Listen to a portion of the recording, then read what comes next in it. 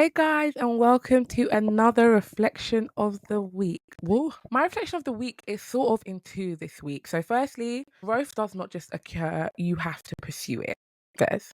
Secondly, what do you want? What do you truly want? And I guess it ties in because you can't pursue what you really want if you don't know what it is. So, yeah. That is my reflection of the week. It comes from something I saw on social media. I saw a tweet that read, in this life, you need to make sure life genuinely feels good, not looks good or sounds good, but feels good in your body. And it just felt like something I would write. I felt like I had written that. I was clicking, was absolutely. Does your life feel good in your body or does it just look good online? And it goes back to that conversation around performing for social media or just, performing for the praise of other people and not truly doing what you want to do. And this is a nuanced conversation because it can always stem from major things. It could be performing for your family because you require their approval. It could be performing for social media because you need validation from there because you didn't get it before, of course. But we're on healing journeys, so we need to take accountability. We need to be accepting of the fact that we don't always get things right. And let's reflect.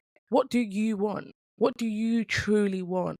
Whatever you're doing right now, is it because you want it or is it because it looks good? We need to shift into this space. And I find it interesting because you have conversations with people and you see it online, and a lot of the narrative is social media, like, oh, anyone who is influenced by social media is so weak minded.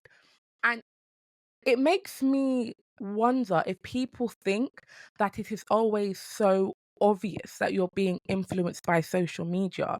Sure, there are cases where people's entire personality has been downloaded from social media. It is clear, you can see it in the words they choose, in their actions. Those are extreme cases.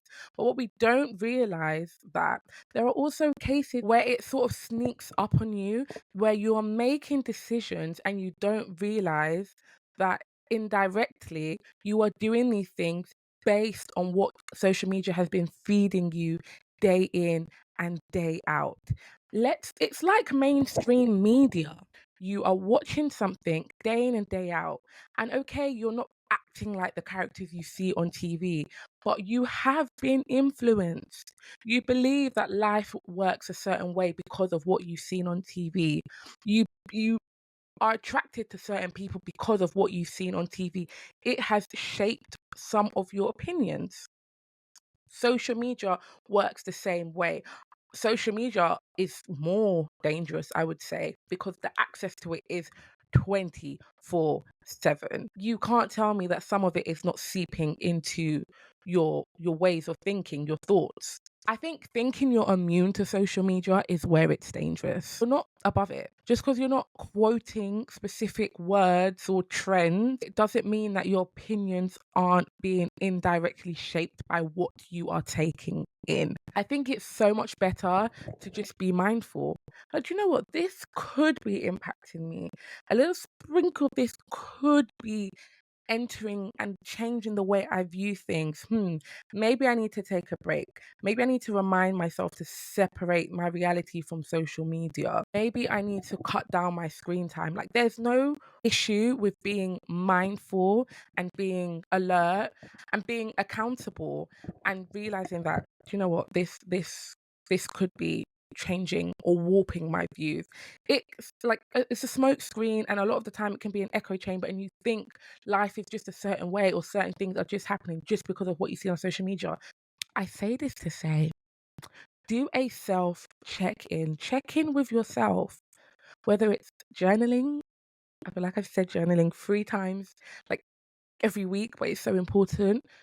A good way for you to know where you're at, whether it's writing a journal, video journals, letters to self, but just really, really grouping your thoughts and sitting down and dissecting.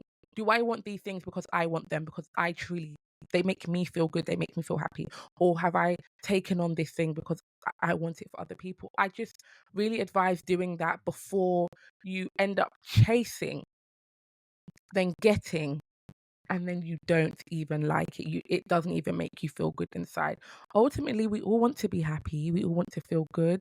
And I think it's important to do things that make you actually feel good, not look good, feel good. So that is my reflection of the week. I feel like I've given you a bit of a telling off this week, but sometimes it's needed because it's important to make sure you are on track. See you next week with another reflection of the week.